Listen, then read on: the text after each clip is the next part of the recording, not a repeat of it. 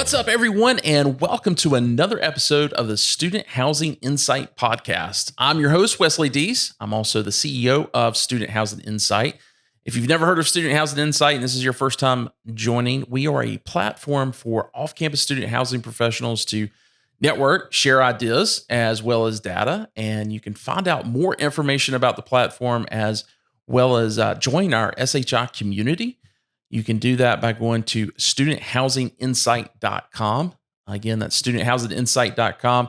We'll put all the links and everything for this episode in the show notes. So if you're driving or anything like that, don't feel like you've got to pull over and write that down.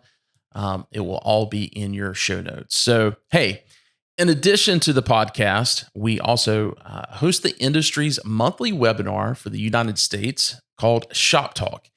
Each month, we provide legislative and policy updates from the National Multi-Housing Council that those policies and legislative updates are things that are impacting our industry specifically.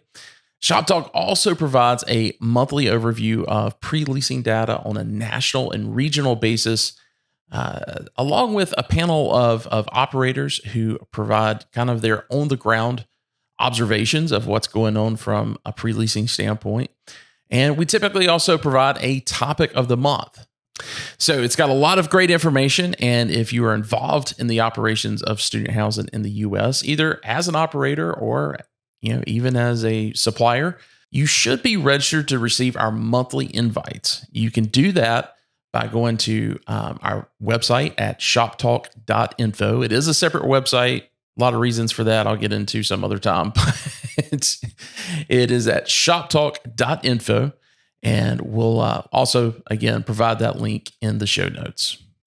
Well, thanks so much for tuning in. This is one of our special Behind the Biz episodes where we highlight one of our fantastic sponsors and talk about what they're doing to bring innovation to the industry. So today we're talking to Danny Soule at Zego. You may not have ever heard of Zego if you're a student housing operator. If you've been on the conventional side of multifamily or maybe even HOA management, you've probably heard of them at some point in time. They do a lot of stuff with payment processing services for those industries. But about 5 years ago, Zego formed a relationship with American Campus Communities to handle their utility management services. And now they're taking that utility management platform to the rest of the student housing industry. And, I've really got to tell you, I've been impressed with what I've seen. This summer, I've worked with them to help them publish a white paper around how their utility management services can ensure that a property is not leaving money on the table when it comes to the summer turn process. So it's pretty nailed down to talking specifically about some of the things, some of the mistakes and just challenges that happen during that summer term process that, if you don't have a solid utility management process in place, and think about that from the standpoint of what Zego has gone through with ACC, they've seen quite a bit of, mistakes that could be made. But anyway, that white paper will kind of point a lot of that out. For those of you that have been veterans to the space, there's going to be a couple of things in there that you're going to be like, yeah, okay, that's something I haven't thought about. But if you're new to the student housing industry, this is kind of a must read. So we will provide a link to that in the show notes as well. So make sure you go and download that white paper. But the other thing that really impresses me, and hey, pay attention. I want you to hear this. This doesn't happen, a lot on this website where, this is the point you need and that I'm trying to make here. So I really want you to lean into this and listen to what I've got to say. I'm impressed with their pricing. They are beating out the competitors in the space, which means more NOI for your properties, which is so important these days when we've got skyrocketing costs on everything else that are related to property expenses. And they don't do it by compromising on service. And here's why. Zego isn't a startup. Their parent company, Global Payments, it's it's a really huge company. This really kind of allowed them to, work with a company like ACC over several years to really design a more efficient and effective utility management platform. And they're able to be much more competitive on their pricing because of that. So for that reason alone, you should at least reach out to Zego and see what they can do for your property or for your portfolio. But with that being said, I'm going to go ahead and get to the interview with Danny. There won't be an outro or anything for this episode. But again, seriously, this is one of those once in a maybe every 3-4 years type of thing where I say reach out to this vendor. There's some serious cash that they can save your property. So anyway, we will also put his contact information in the show notes. So until next time, here's my interview with Danny Soule.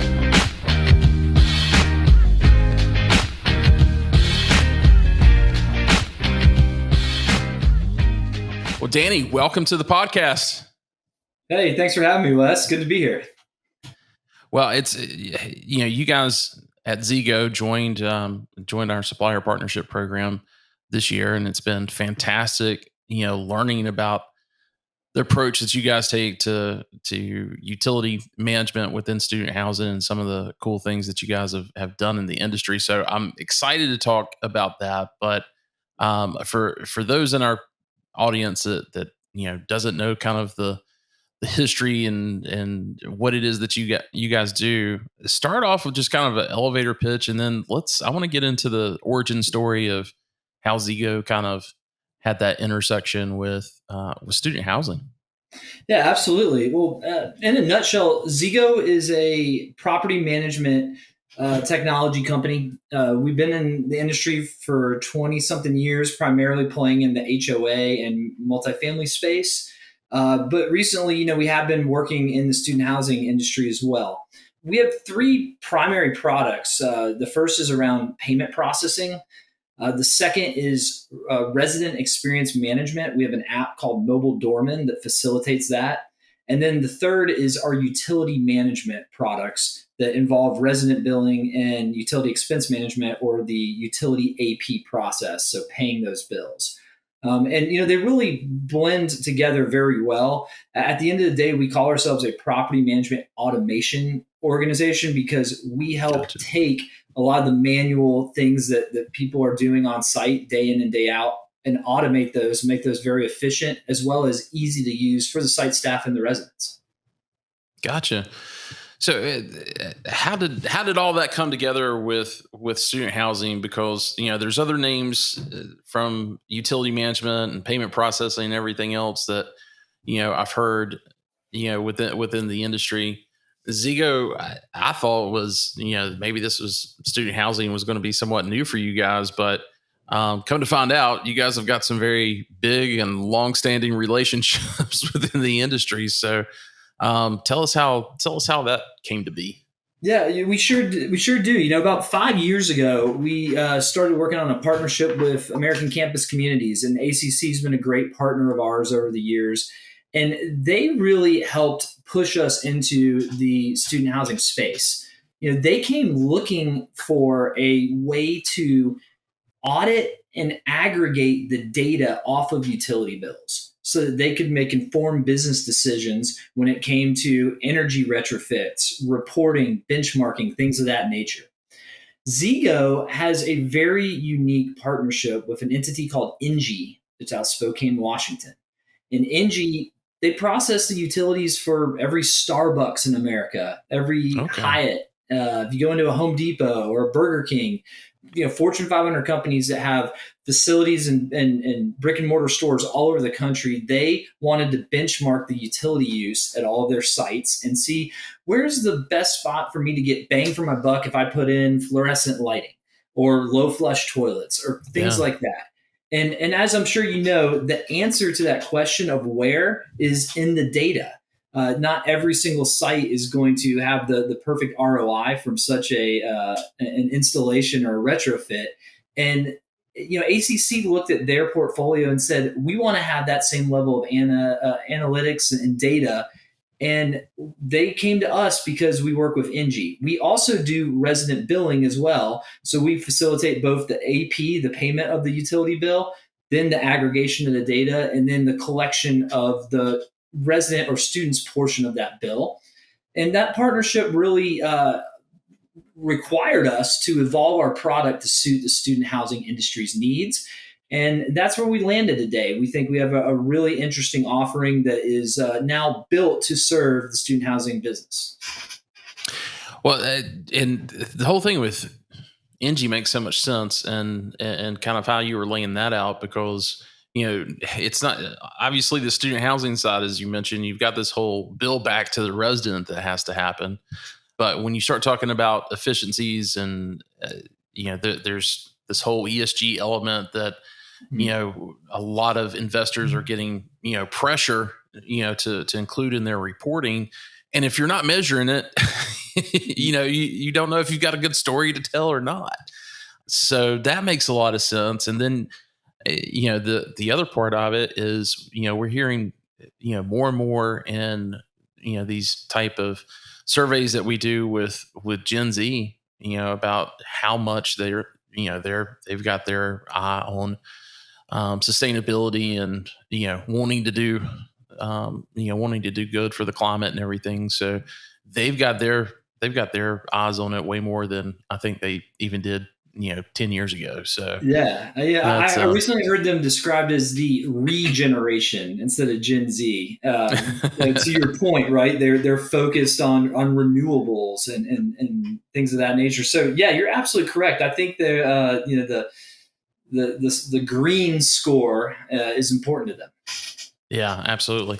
So, and we'll talk a little bit about something that Student Housing Insight and Zego did in combination with each other, which is a new white paper that's going to be coming out that is specifically kind of focused on money that's being left on the table in some parts of our operations when it comes to utilities. You want to talk a little bit about that and when that's coming out? Absolutely. At a high level, the crux of the white paper is showing the crunch that the on-site staff is under during mass move out and turn and move in. And when that happens, there's a lot of things that get overlooked, particularly ensuring students are setting up utilities properly, or in some cases not putting it in their name when it's going to be rebilled by the property. So checking for a vacant cost recovery potential to make sure there's no vacant theft. Making sure that the mass move out is there's a calculation of the utilities that's accurate and prorated properly and collected upon move out. And essentially what the white paper found is that the student housing operators are so slammed during that period in the summer that a lot of these key parts of their utility management program get overlooked. And sometimes it results in under recovery or miscalculations of what is owed, either on the front end of a lease during move in or on the back end during move out. So, going through that process, with you guys of developing that white paper, and then also just kind of listening to some of the stories, that you guys have kind of, evolved with ACC over the years on, how you guys are making that process better and better. I'm just kind of curious, what's been the most surprising, what's kind of been, some of the big mistakes that you've seen student housing operators make, and with the utility management process, some of them are using other third party competitors of yours, and some of them are doing that in house, and some of them are still telling the students to put it in their name. But what I'm just kind of thinking of somebody that maybe in our audience that they're either doing it themselves, or maybe they're a new investor, or maybe even a new manager into the space. Just kind of curious, what are some of those surprises and mistakes you've seen? The biggest one for me is something that I think every single person experiences, and I think yourself included, and certainly I do, and that is do you ever get a utility bill for your home and you're like, I wonder if that's right? We check it, right? We look at it. We're like, I know what my power bill should be every month. I know what my water bill should be every month. And I am constantly shocked that a larger operators, owner operators, are doing a sort of a gut metric check on the usage and the expense for their utilities. I mean, they have things in place that say, hey, if this is higher than it should be, it's flagged.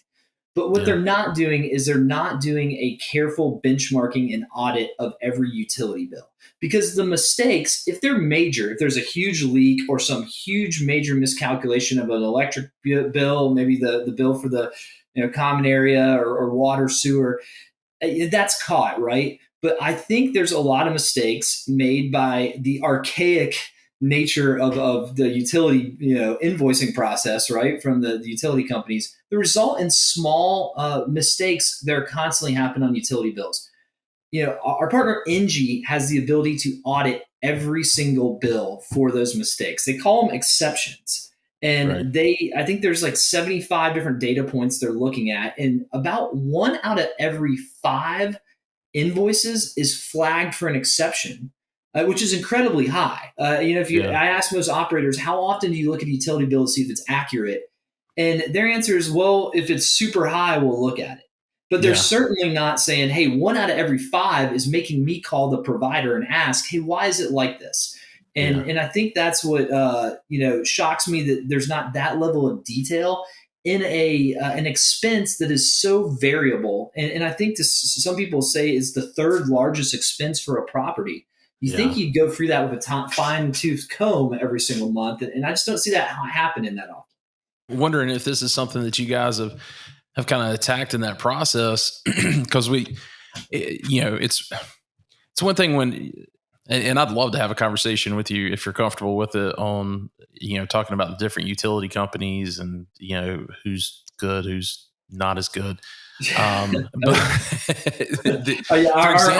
ops team would love to vent about that as well. They've got some strong opinions on who doesn't know how to do it out there. Well, I've lived a few places, had a few different utility providers, and I'll say now where I live, I have a cooperative, and so all the all the users are owners, right? And they're really good about sending out year-over-year trends and that type of thing, either on the billing or a separate report or whatever. And that's fantastic. But, I've obviously seen in the 12 years that we've been in and the home that we're in now, I've seen as we've added additional kids, when those trends started taking a spike or dive. Anyway, so I could get into a lot of conversations that my wife and I have had as we've looked at utility bills over the years. But when it comes to student housing, though, you've got it's not like you've just got a family of 3 that move in versus a family of 1, and a couple of dogs that move in. You've got typically 3 or 4 individual bedroom leases, and you may have something that's going to be vacant for an entire semester, because let's face it, if it's not filled in August, it's probably not going to get filled until January, maybe even the next August. And so trying to figure out if you've got issues there, you've always got to go back and look at, okay, well, how many people were there? Just kind of curious, is there any type of intelligence that you guys have kind of built into that, so that when you get that exceptions report, it's like, oh, you had 4 people here. Yes, the bill's the same, but now you've only got 2 in it. Is there any type of intelligence like that that's built into it? Currently that's actually some of the stuff we are working on, is getting a little bit more detailed in that. We do have reporting that where you can look at different factors, such as how many people are in a unit, and what is the expense and what is the recoup based on that. But I think there's some more to be done there. I think that is where the business intelligence tools out there can improve upon that process.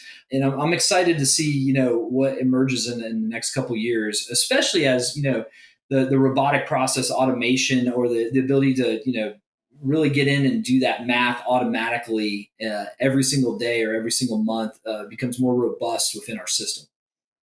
So, Danny, I've got to kind of be strategic on, how I ask this question, but, on the utility management side and on the payment side, there's some names that have been out there for a while, but there seems like there's just a flood of startups that are coming into both of those spaces.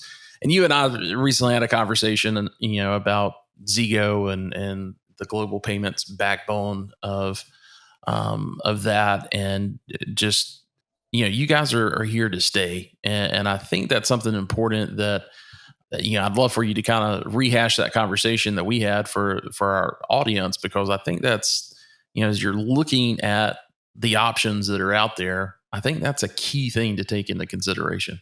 Oh, absolutely. We notice that with every trade show we go to. There's such an abundance of technology startups up there, and it's hard to get one off the ground. The funding runway is short, and that's one of the things that sets Zego apart. We were acquired 3 years ago by Global Payments, which is a very large international payment processor.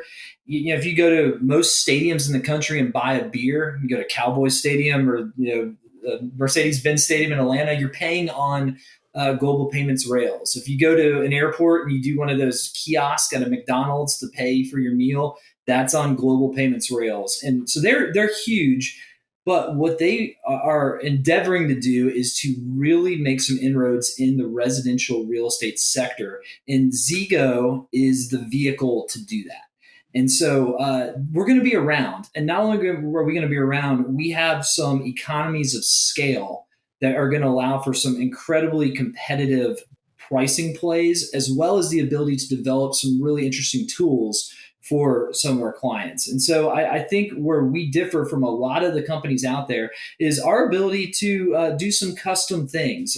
We like talking to clients and looking at it as, here's your current state, here's your tech stack, here's your process. What is the future state you're trying to achieve? And when you start looking at that, and you look at who are the technology companies who can help build and stay with you long enough to achieve that future state, that 2026 plan, 2027 plan, all of a sudden it narrows down, and there's not a lot of them out there that are going to be around to do that. Zego is one of those. We have an incredible depth of resources, and we're willing to go on that journey with clients and say, let's play the long game. Where do you see this going in the next couple of years? And let's be the partner to go there with you.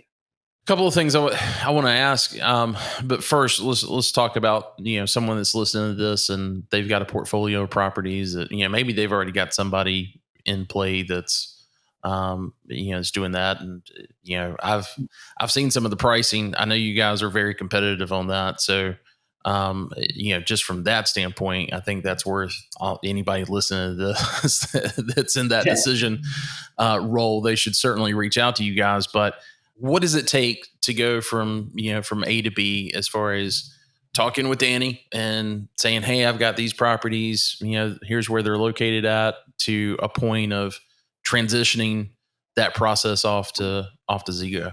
I don't know if there's a one size fits all answer for that, Wes. Sure. I think, it starts with a conversation though. It starts with reaching out to Zego and saying, hey, here's what I'm doing and here's what I want to do. Here's what I want to accomplish.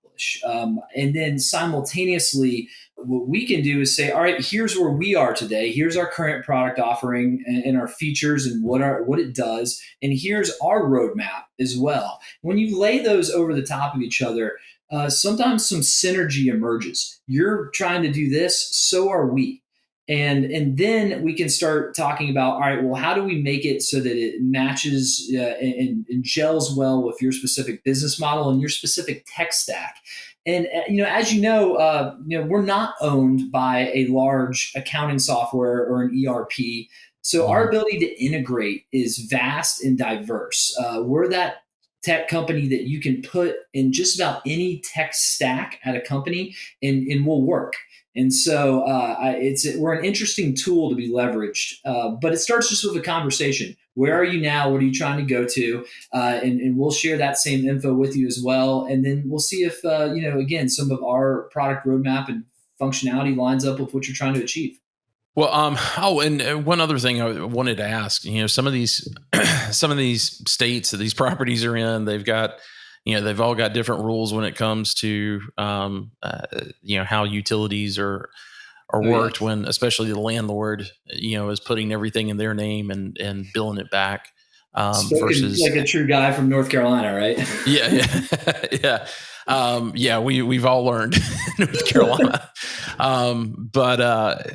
Man, that was a painful process. But anyway, but there's other states that are like that. There's also states where, there's purchasing power, where you can actually go to different providers and maybe get some additional savings there.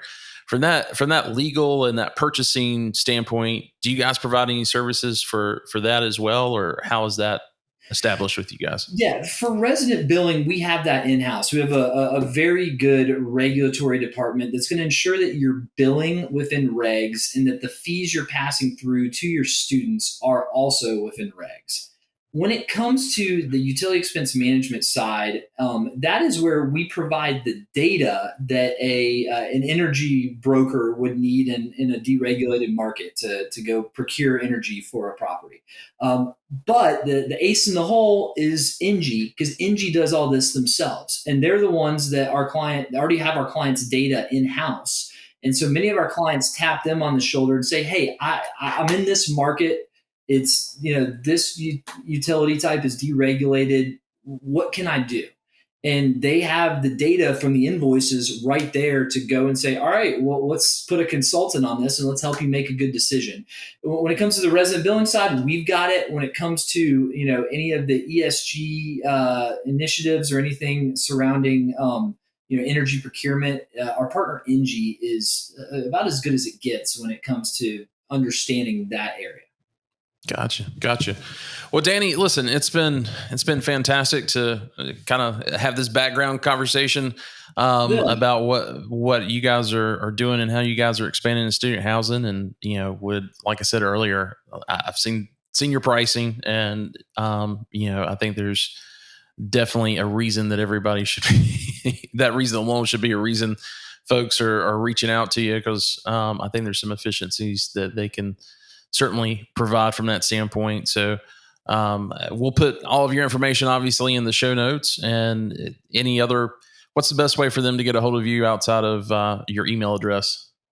I think email is the best way, but if they contact anyone at Zego, they know how to find me. I've been here 10 years. And I'll also be in Vegas at NMHC. I'm sure I'll be in Interface again next year. So I'm around. Perfect. Well, thanks so much, and we'll talk to you soon. All right. Thanks.